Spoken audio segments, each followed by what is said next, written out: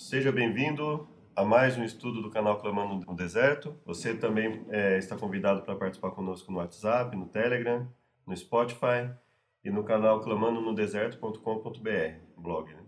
Que Deus nos abençoe, que possamos ter mais um estudo. Filho de Deus, amado Pai, mais um sábado estamos aqui na Tua presença para iniciar mais um estudo, mais uma gravação.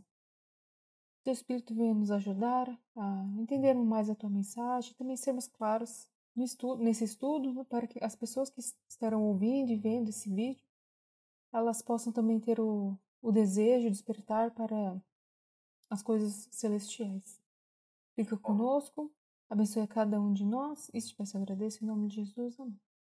Então, nós vamos ver agora o capítulo 8, fala sobre... Foi Isaías quem escreveu o livro de Isaías? Com respeito a Isaías, a maioria dos estudiosos adeptos da abordagem da crítica histórica concluiu que, devido a fatores que serão discutidos mais adiante, era impossível o profeta Isaías ter sido responsável por todo o livro profético que leva seu nome e que sua condição de autor não se estendia para além do capítulo 39. Atribuíram os capítulos 40 a 66 a um profeta anônimo que tenha vivido na época da conquista de Babilônia por Ciro em 539, visto que essa pessoa era anônima e suas profecias foram anexadas a de Isaías, ela recebeu o nome de Deutero Isaías, segundo Isaías. Que aparentemente falavam que não tinha, né, uma discussão de quem tinha escrito o livro também, né, mas fala que mais pra frente, né, que foi levantada essa questão, né, de que havia uma diferença, né, do capítulo 1 ao 39 e do capítulo 40 ao 66. Isso e a gente percebe o mesmo padrão, né? Toda vez que eles vão falar de alguma coisa que envolva o sobrenatural, como por exemplo, prever alguma coisa, né? Eles, para excluir o sobrenatural, eles colocam uma teoria que se alguém viveu ali na época da conquista por Ciro, então ele teria mentido e colocado uma previsão sobre Ciro que na verdade não teria existido, né? E visto que essa previsão teria sido feita no momento que Ciro já estivesse governando. Então, ao mesmo tempo que eles eliminam o sobrenatural do contexto bíblico, eles tentam dar um ar de, vamos dizer assim, desonestidade intelectual aos autores a determinadas partes da Bíblia, né? Ou seja, alguém teria escrito algo como se fosse uma previsão do que ocorreria no futuro, mas na verdade isso não teria ocorrido no futuro, teria ocorrido na época que a pessoa escreveu. Ou seja, com isso eles vão eliminando o sobrenatural e ao mesmo tempo colocando dúvidas e além de dúvidas, vamos dizer assim, um sentimento negativo em relação à Bíblia, né? Porque afinal de contas, a partir do momento que você vai desqualificando toda a predição do futuro e vai colocando e se percebe que a intenção clara disso além de tirar o aspecto sobrenatural da Bíblia, é desqualificá-la como um livro totalmente aceitável em termos de veracidade, né? Ou seja, eles não teriam, os escritores não teriam sido totalmente honestos ao escrever. Então aí basicamente a ideia de que a Bíblia é só uma construção social que foi se desenvolvendo com o tempo. E aí, para dar um ar mais aceitável, algo que fizesse com que as pessoas encarassem ela como algo sagrado, vamos dizer assim, essas coisas teriam sido acrescentadas, né? Então é mais ou menos, eles sempre batem na mesma tecla e aí eles vão, em cada livro que eles podem verificar isso e usar de alguma forma, eles vão desqualificando, né? Sim, sempre colocando em xeque o poder de Deus, né? Porque falando que veio esse segundo Isaías, né? Sim. Que contou como se fosse de forma profética, mas contou uma história, né? Porque no caso, se fosse isso, já teria acontecido, né? Isso. O de Ciro. Então, nada mais é falando assim, não tem como Deus ter revelado isso a Isaías, né? Como se Deus não pudesse também prever não, saber o que vai acontecer no futuro, né? Então, na verdade, o ataque é principalmente a Deus, né? Isso, e aquela ideia de que, assim, alguém escreveu algo e quis dar um ar, e quis que fosse bem difundido, e aí essa pessoa teria se utilizado do nome de Isaías para, para difundir os seus escritos, né? Levando mais longe essa linha de raciocínio, diversos estudiosos críticos Sugeriram que os capítulos 56 a 66 talvez tivessem sido escritos por uma pessoa que viveu muito tempo depois do profeta, com o nome de Trito Isaías, terceiro Isaías. Se isso não bastasse, alguns pesquisadores começaram a atribuir ao profeta Isaías cada vez menos a autoria dos capítulos 1 ao 39. Eles repararam que certas referências, consideradas indícios reveladores do chamado Deutero-Isaías, tais como as profecias da destruição de Babilônia em Isaías 46 e 47, também ocorriam no capítulo 1 ao 39. Como resultado, sobretudo, para esses estudiosos, a autoria atribuída a Isaías tem cada vez menos crédito.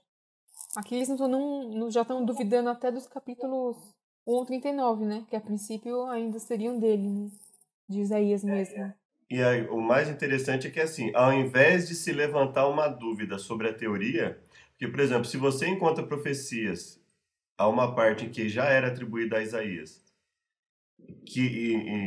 do 1 ao 39, que também se repete do 46 ao 47, né, você teria duas possibilidades. A primeira, de Isaías não ter sido o autor de nenhum dos dois, ou a segunda, de que Isaías efetivamente teria sido o autor dos dois. Haja vista que a profecia se repete, né? Ela está em uma parte e certas referências se repetem depois do capítulo 39, que eles não atribuem a Isaías. Mas aí, meio que, vamos dizer assim, arbitrariamente, eles resolvem o seguinte: não, vamos adaptar os fatos à nossa teoria. Já que nós teorizamos que Isaías não é o autor a partir do 40, então nós vamos questionar a autoria dele também do 1 ao 39 e vamos colocar... E com isso eles vão lançando sempre o livro sempre para mais longe do que ele realmente teria, do que a data que ele teria realmente sido escrito, né? Então, a gente percebe que sempre é o mesmo padrão. Eles questionam um pedaço, quando utilizando geralmente o argumento de autoridade, né? Ou seja, eu tenho um título acadêmico, eu consegui um respeito numa comunidade teológica ou científica, alguma coisa nesse sentido. Aí eles questionam um pedaço.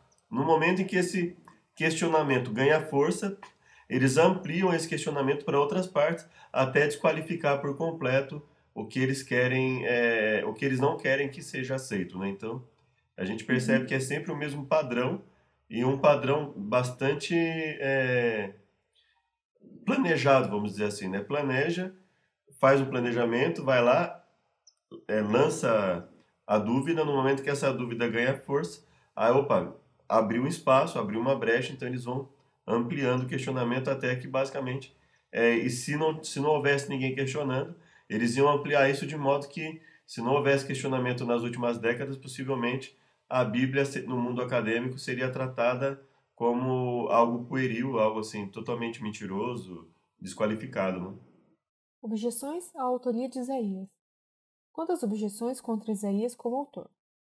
As referências à reconstrução de Jerusalém em seu tempo e ao êxodo de Babilônia referem-se a fatos que ocorreram centenas de anos mais tarde, muito depois da morte de Isaías. Então, basicamente aqui, depois nós vamos ver a resposta a essa objeção, né? Mas a ideia é de que algo que teria sido escrito posterior à época de Isaías, em que ele não teria sido autor, e a princípio seria assim vamos dizer assim, um questionamento válido, né? A princípio, da existência, da autoria dele, né? Se a gente considerar só como uma referência histórica, né? Uma referência, ele citou um fato como tendo ocorrido, mas que ocorreu posteriormente, né? Sim, sobre essa parte aí, aqui diz o seguinte: o período de tempo pressuposto pelo livro parece ser longo demais para sincronizar-se com o tempo de vida do profeta. É que os capítulos 1 ao 39 referem-se a uma série de eventos ocorridos durante a vida de Isaías, cujo ministério se estendeu de 740 a 690, ou seja, 50 anos.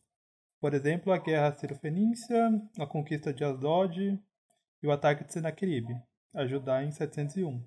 Ocorreram todos durante o ministério de Isaías. Já a referência à reconstrução de Jerusalém e seu templo e ao êxodo babilônio referem-se a fatos que ocorreram centenas de anos mais tarde, muito depois da morte de Isaías. Aí entra aquele ponto, né? Se não há nada sobrenatural, ia ser muito difícil ele prever quase com exatidão, né, o que ocorreu. E como que ele previu isso se ocorreu mais de 100 anos depois do ministério dele, né? Ou seja, não foi ele que escreveu. Isaías 1, 39 tem como principal preocupação a ameaça dirigida contra Judá e Jerusalém, pelo poder militar do Império Assírio, uma ameaça muito real e presente durante o ministério de Isaías, na segunda metade do 8º século a.C.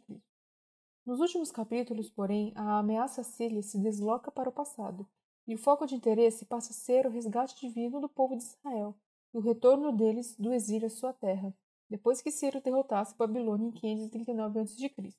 Como poderia ter Isaías descrito acontecimentos e condições que só ocorreriam quase 200 anos depois?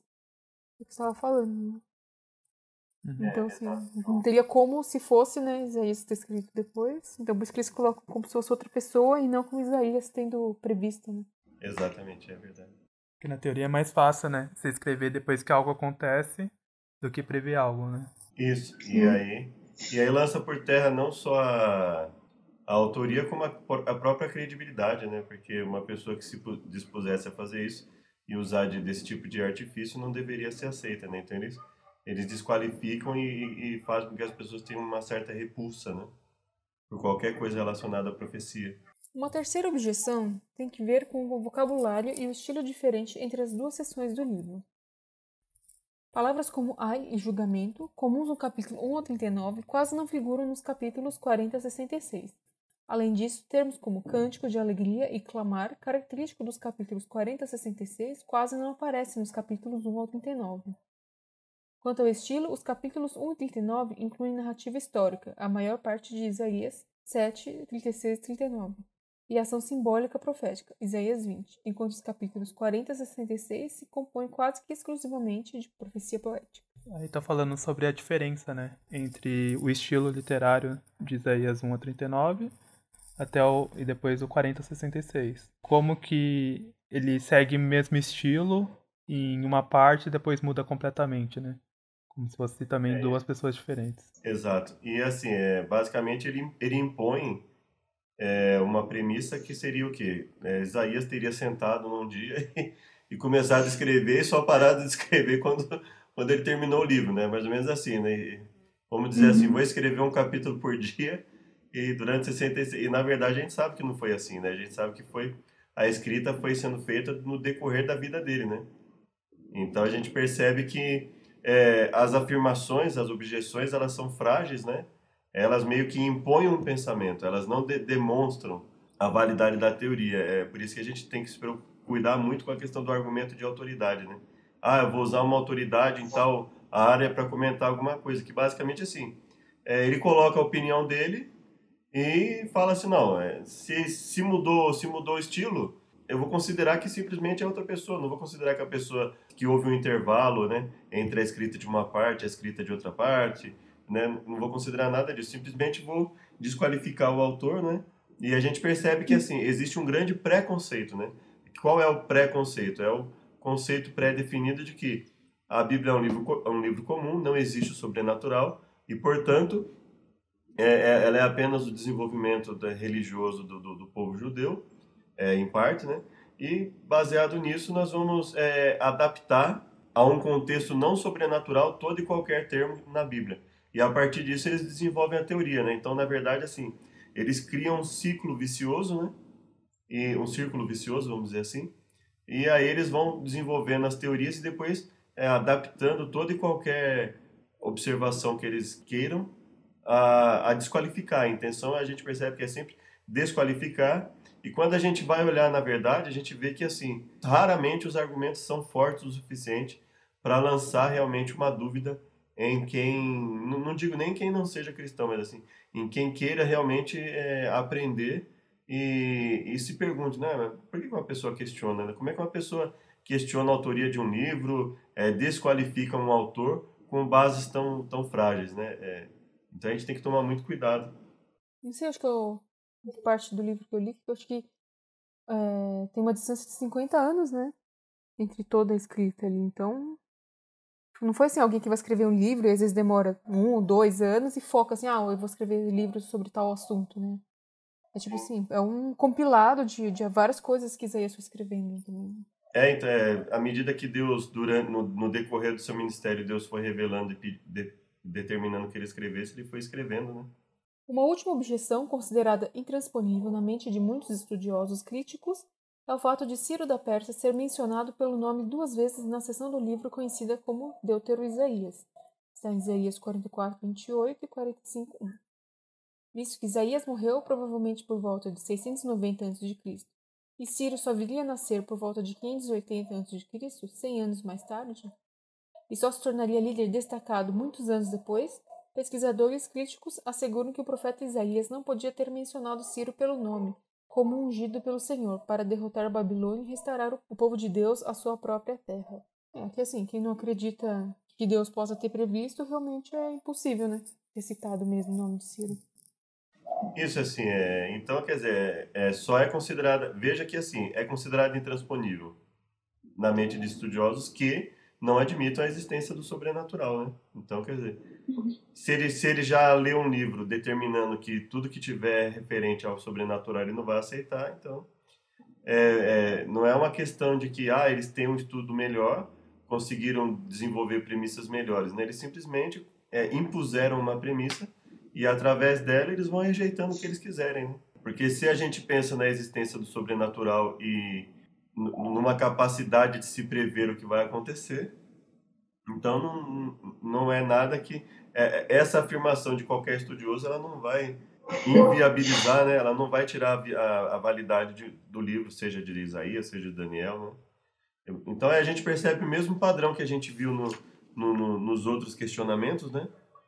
É o padrão que a gente verifica aqui, né? Agora, respostas às objeções. Alguns episódios referidos, como o retorno do exílio babilônico, ocorreram efetivamente muito tempo depois de sua morte. Para quem crê na presciência, a primeira objeção não é convincente. Jeremias profetizou que o exílio babilônico duraria 70 anos antes de Deus levar seu povo de volta do exílio. Jeremias 29, 10. Daniel anunciou a ascensão e queda das nações. Daniel 2, 7, 8. Chegando mesmo a designar alguns reinos pelo nome. Daniel 8, 20 e 21.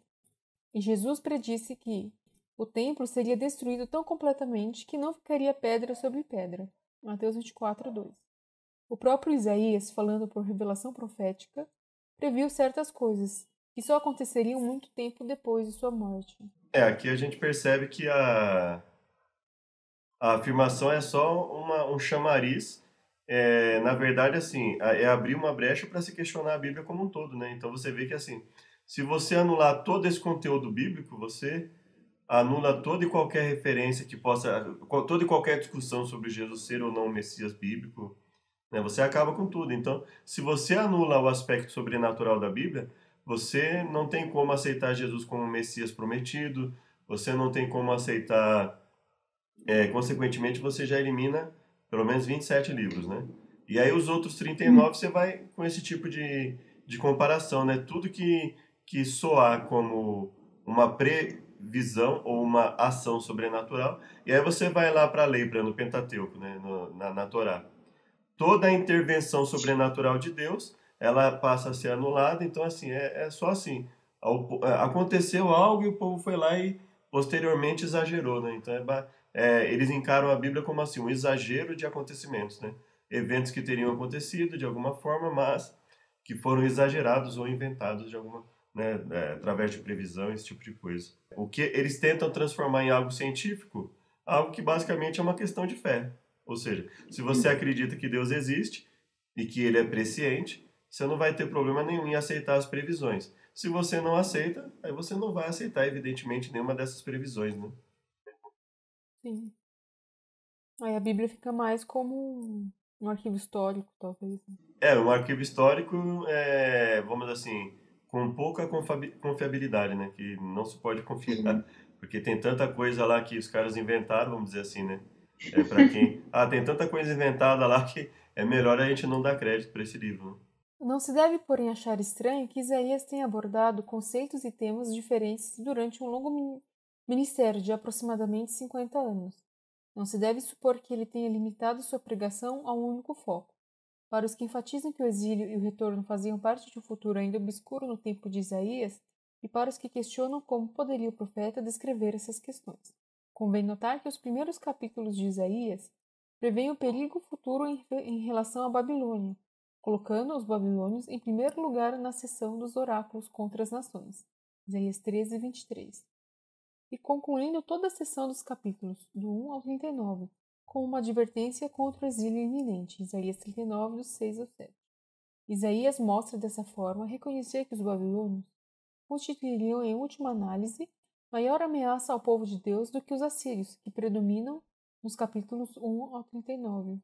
Isso, então, assim, basicamente o que o autor dessa seção do livro fez foi verificar que as próprias evidências textuais, elas já desqualificam a ideia de que o fato dele ter mudado de linguagem desqualifique que tenha sido o mesmo autor, né? Ou seja, se você trabalha com focos distintos em partes distintas do livro, você vai evidentemente, e em épocas distintas também, né? Evidentemente, você, com o tempo, você pode aperfeiçoar ou simplesmente modificar a forma de escrever para enfatizar um aspecto em uma parte e um outro aspecto na parte seguinte, né? Então você tem duas partes diferentes do livro. Uma está enfatizando a Síria e Babilônia, assírios e babilônios, mas com uma ênfase, com uma preocupação maior em relação aos babilônios. Então você escreve de um jeito. A partir dali, qual é o foco? Então veja que a própria análise interna do livro, né? Então ele fala sobre, a gente vê que ele analisa em partes, né? Ele fala do padrão que existe em Isaías 13 a 23, né? Ele fala de Isaías 39, que seria assim o limite, né? Onde se atribui a Isaías e mesmo assim com sérios questionamentos. Então o autor ele mostra aqui que basta uma análise um pouco mais criteriosa, um pouco mais cuidadosa do livro de Isaías para se perceber que as supostas dificuldades em relação às mudanças de foco e consequentemente de linguagem não prejudicam em nada a crença de que foi o mesmo autor, né? Ou seja, um autor ele pode se aperfeiçoar, ele pode se desenvolver, ele pode enxergar focos distintos na medida em que o seu ministério passa, que ele experimenta novas experiências, né? Então, não há problema nenhum nisso. Além disso, essa parte aí mostra que já na primeira parte lá no que o Isaías escreveu já falava desse perigo da Babilônia, né? Ou seja, não é algo novo lá quando falado depois do capítulo 40 sobre a Babilônia, sobre o possível exílio, né? Isso, ou seja, ele só, vamos dizer assim, ele só teria modificado o foco, né? Ele só teria ampliado algo que ele já teria se referido anteriormente, né? Quanto aos capítulos 40 a 66, temas diferentes requerem vocabulário e estilos diferentes. Além disso, é natural que um profeta do porte de Isaías fosse capaz de utilizar vocabulário amplo, estilo e gêneros diversificados. Assim como autores modernos, tais como C.S. Lewis, podem escrever livros tão diferentes como O Cristianismo Puro Simples e As Crônicas de Nárnia, utilizando diferentes gêneros literários e amplo vocabulário. Da mesma forma, os profetas bíblicos, especialmente os eruditos, como Isaías, não se limitaram a um estilo único ou a um vocabulário reduzido. Tipo, aqui, por exemplo, o exemplo que ele deu, C.S. Lewis, é uma diferença drástica também, né? Então, assim, não importa, né, se a pessoa, de repente... Às vezes a pessoa quer mudar, escrever de uma forma diferente, enfatizar de outra forma, né? Para ele colocar especialmente os eruditos como Isaías, então a qualidade da escrita de Isaías revela que ele é um erudito, né? E como erudito, ele poderia adaptar a sua linguagem ao público a que ele estivesse falando, por exemplo, né? Então, se ele está falando com um determinado público, ele percebe que uma determinada construção literária vai ter mais efeito. Se ele está falando com outro público, ele modifica esse aspecto literário para enfatizar alguma outra coisa. E a gente pode ver que geralmente são termos, né? São pequenos termos, não é assim uma mudança drástica na linguagem que, nossa, o cara escreve como se fosse um Zé da esquina e depois ele vira um erudito, né? O que não teria problema nenhum, né? Mas seria mais difícil de acontecer. Mas geralmente a gente vê assim, são termos, né? São pequenos termos que de repente o profeta não usa em um determinado local e passa a usar em outro. Então assim, são coisas tão pueris, né? Tão frágeis para questionar a autoria de um livro, que assim, a gente percebe que são coisas que meio que elas só fazem sentido mesmo para os especialistas que não acreditam, né? Porque para as pessoas em geral, que mesmo aquelas que não têm nenhum preconceito em relação ao cristianismo, em relação à Bíblia, para elas não vai ter muita utilidade esse tipo de teoria, de afirmação, né? Porque, assim, percebe-se claramente que ela é fruto de um preconceito, né? E se elas tendem a permanecer mesmo diante de verificações tão claras e tão tranquilas como essa, a gente percebe que existe realmente só uma intenção de desqualificar a Bíblia, né? E não em se buscar uma verdade, né? Se buscar a realidade dos fatos, né? Quanto ao fato de Ciro ser mencionado pelo nome mais de 100 anos antes de seu nascimento, a Bíblia fala de um profeta anônimo que enfrenta Jeroboão, enquanto este oferece um sacrifício em seu altar idólatra em Betel. E o profeta anônimo refere-se a Josias, em 1 Reis 13:2. A pessoa que vai finalmente profanar esse ilegítimo lugar de adoração. O confronto com Jeroboão ocorreu por volta de 930 a.C., ao passo que Josias só nasceu por volta de 650 a.C., cerca de 280 anos mais tarde. Basicamente é o mesmo, é um padrão que ele tinha já citado lá anteriormente, né? Sobre eventos que ocorreram posteriores à escrita. E a gente percebe que, assim, quando a gente lê esse tipo de coisa, a gente verifica que, assim, a intenção clara eu questiono uma parte, espero esse questionamento ganhar força no mundo acadêmico, e a partir daí, toda e qualquer parte que falar o mesmo padrão, as pessoas vão automaticamente recusar. Então, qualquer pessoa que venha aderir a esse tipo de pensamento, olha só, ela vai pegar os livros históricos, como o livro de Primeira Reis, né? Vai pegar os livros proféticos, vai pegar a própria Torá, em que fala da ação sobrenatural de Deus. Ela vai falar, bom, isso aqui é só não tem muita diferença entre isso aqui os escritos sobre os deuses pagãos, né? Os deuses gregos e romanos e nórdicos, né? Ou seja, são fábulas que foram inventadas e que vamos tirar daqui só alguma parte de autoajuda, alguma parte, né, nesse sentido e desqualificar todo o resto. Então, basicamente, a gente vê que é uma ponta do iceberg, né? Quem aceita, principalmente sem nenhum questionamento, quem aceita a ideia inicial, consequentemente, ela vai destruir todo o restante bíblico da Bíblia, né? Como um livro que é diferenciado. Evidências da unidade e da autoria única do livro. O documento avulso mais famoso entre os rolos do Mar Morto é o livro de Isaías, que data de tempos pré-cristãos. E ele não sugere nenhuma ruptura entre Isaías, capítulo 39 e 40. Sendo assim, qualquer teoria defendendo que os últimos capítulos de Isaías provêm de uma época posterior e de um autor diferente não conta com sólido apoio textual. Esse é um ponto importante, né? De ver que não existe nenhuma ruptura, né? Alguma diferença, né? Ainda mais de um manuscrito tão antigo, né? Como vocês. Isso, ele mostra que, pelas evidências dos documentos encontrados, ou seja, não se pode afirmar que entre o capítulo 39 e o capítulo 40 tenha passado uma quantidade de tempo suficiente para que necessitasse de um outro autor, né, com outra linha de pensamento, ou seja, não consta com sólido apoio textual, ou seja, nem a evidência interna do livro, nem os documentos que foram encontrados que poderiam sugerir alguma coisa nesse sentido, não tem nada, né, nem documentação, nem análise do texto, quer dizer, nada que apoie essa teoria, né? O que surpreende é como esse tipo de teoria se mantém de pé, né? Os cristãos costumam ser chamados de, vamos dizer assim, pessoas que não, em nome de uma fé cega, aceitam qualquer coisa. Não só os cristãos, mas muito religiosos. Mas a gente percebe que no mundo autodenominado científico, vamos dizer assim, muitas vezes o que menos existe ali é ciência, né? Mais são autores que buscam impor a sua opinião através da sua suposta relevância erudita, né? No mundo acadêmico, e a gente percebe que, assim, é claro que se a gente for ler o livro, né, é capaz dele tentar desenvolver ali um desdobramento lógico, né? Mas a gente percebe que geralmente é assim, olha, eu proponho uma teoria, admitindo-se que ela seja verdadeira, olha, eu derrubo tudo isso aqui, e aí as pessoas simplesmente admitem que a teoria é verdade e derrubam tudo, né? Quando na verdade, assim, é só uma proposta. Não, olha, se ocorrer, mas as pessoas muitas vezes não se dão o trabalho nem de dizer, mas baseado no que isso pode ter ocorrido, evidentemente, né? Então, é um tanto preocupante, né?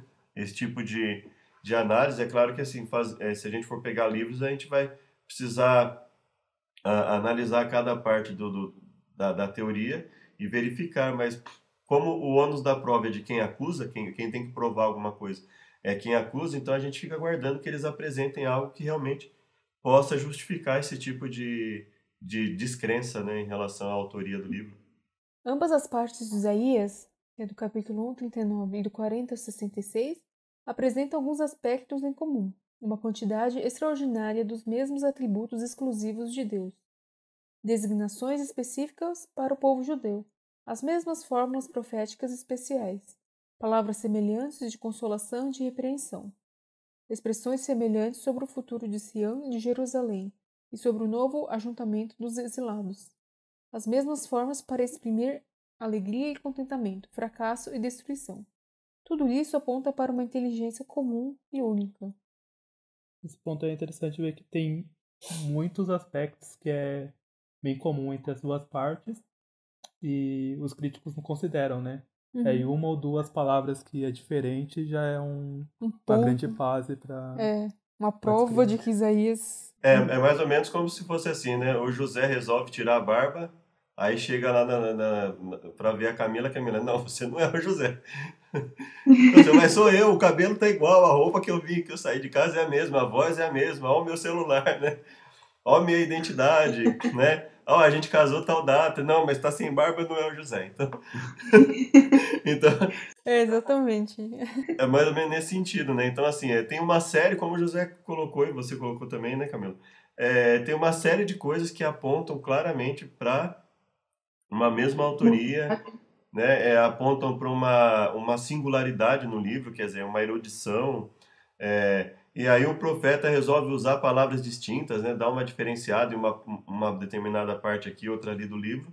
E aí as pessoas caem matando dizendo que ele não é o autor, né? Então assim, é claro que a gente respeita todas as formas de pensamento, né? Mas, apesar de muitas vezes a nossa não ser respeitada, né?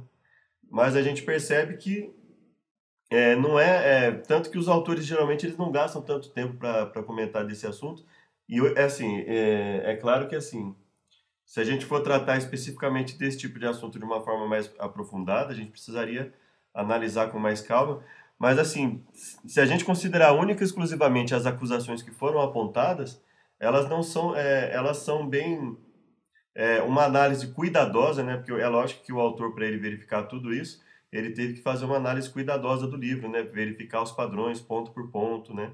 Isso, né, deve ter levado um bom tempo. Mas a gente percebe que uma análise mais cautelosa, mais cuidadosa do livro, geralmente é suficiente para desqualificar essas teorias que vêm acabar com a validade bíblica, né? Então, a gente vê que, lógico, existem outras teorias mais difíceis, mas em outros aspectos, né? Nesse tipo de aspecto, por exemplo, é uma teoria que uma leitura cuidadosa, um estudo cuidadoso do livro foi suficiente para ser desqualificadas as objeções, né?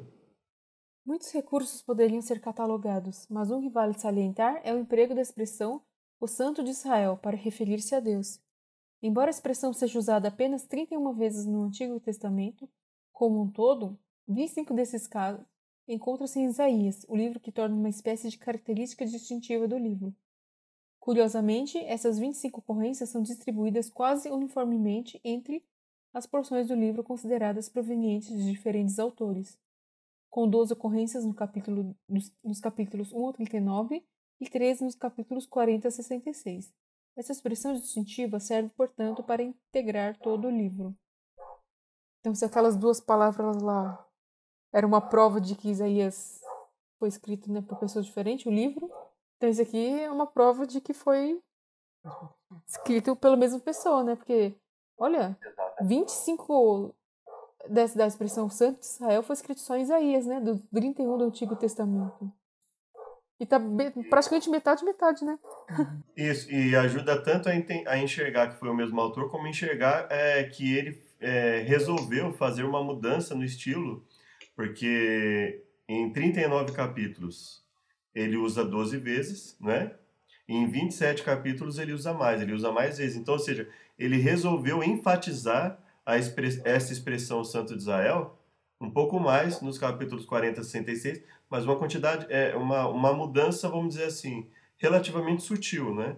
Porque nós temos 39 para 27, vamos dizer assim, a cada três referências que ele usa do 1 ao 39, ele vai usar uma a mais nos capítulos 40 a 66, por exemplo, né? Então, vamos dizer assim, seria um terço a mais, né, em relação à quantidade de capítulos existentes, né?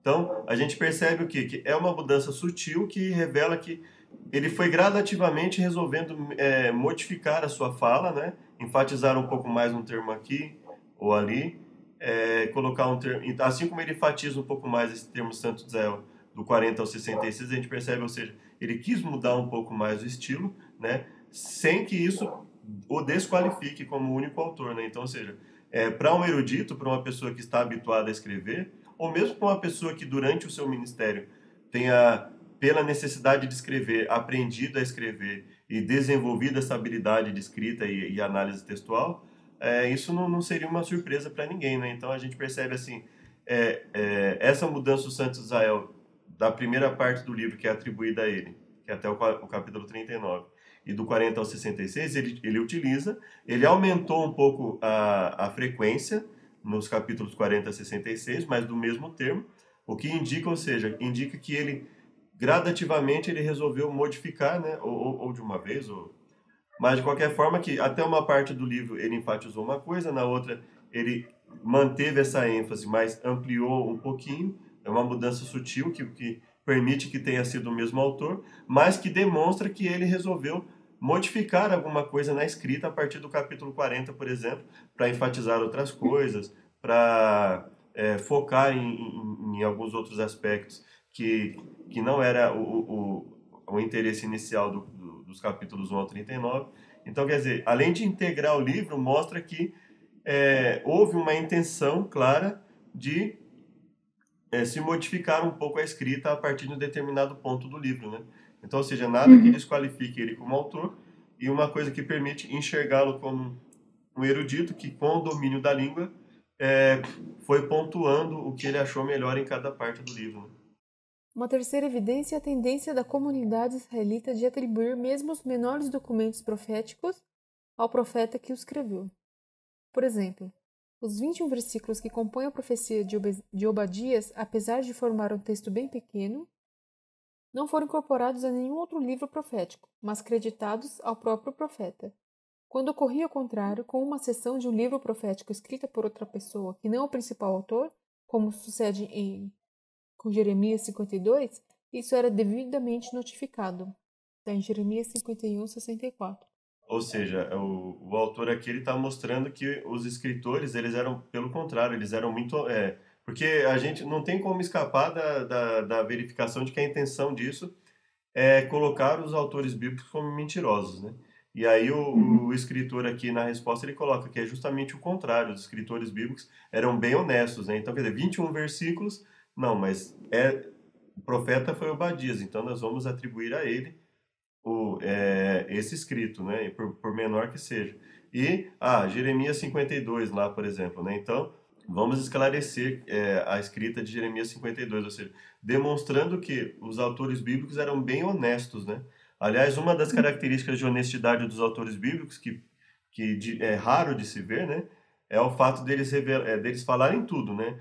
O sucesso e o fracasso, né? As coisas boas e as coisas ruins que foram feitas pelo povo de Deus, pelos indivíduos, né?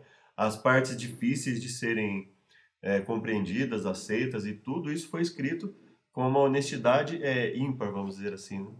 Uma passagem especialmente reveladora é a de João 12, do 38 ao 41, que cita tanto Isaías como o chamado Deutero-Isaías.